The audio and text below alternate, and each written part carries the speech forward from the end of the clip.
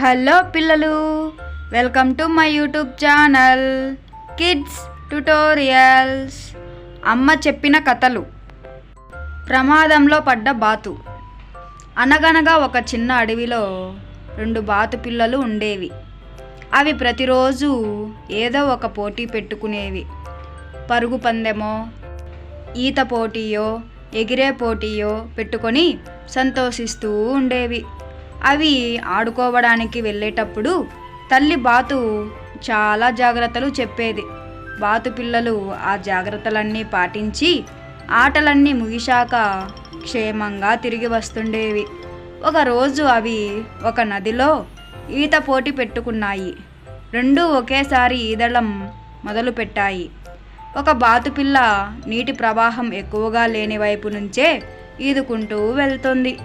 కానీ రెండవది మాత్రం ఎక్కువ కష్టపడి ఈదకుండానే గమ్యానికి త్వరగా చేరుకోవాలనే ఆతృతతో నీటి ప్రవాహం ఎక్కువగా ఉన్న వైపుకు వెళ్ళింది.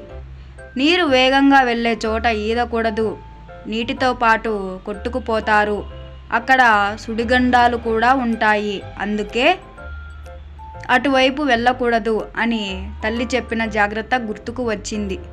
కాసేపు ఆలోచించి, నేను ఇప్పుడు కాస్త పెద్దగా అయ్యాను కదా, ప్రమాదం ఏమీ ఉండదులే అనుకుంది ఆ బాతుపిల్ల.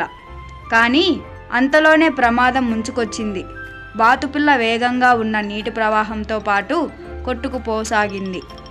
బాతుపిల్ల భయపడింది. తల్లి చెప్పిన మాట వినకపోవడం వల్లే ఇంత పెద్ద ప్రమాదంలో పడ్డానని బాధపడింది. ఇంకో బాతుపిల్ల దానిని గమనించింది. కానీ ఏమీ చేయలేక నిస్సహాయంగా చూస్తూ ఉండిపోయింది. అక్కడ చెట్టు మీద ఉన్న ఒక పెద్ద కోతి అంతా గమనించింది.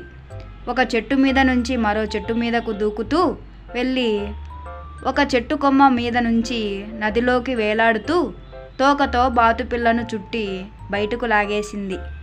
బాతుపిల్ల ప్రమాదం నుంచి బయటపడింది. బాతుపిల్లలు 2 కోతికి కృతజ్ఞతలు తెలిపాయి. ప్రమాదం అంటే ఏమిటో అనుభవపూర్వకంగా తెలుసుకున్న ఆ బాతుపిల్ల అప్పటి నుంచి తల్లి చెప్పిన జాగ్రత్తలన్నిటినీ పాటించడం మొదలుపెట్టింది. Thanks for watching the video. Like, share and subscribe my YouTube channel kids tutorials.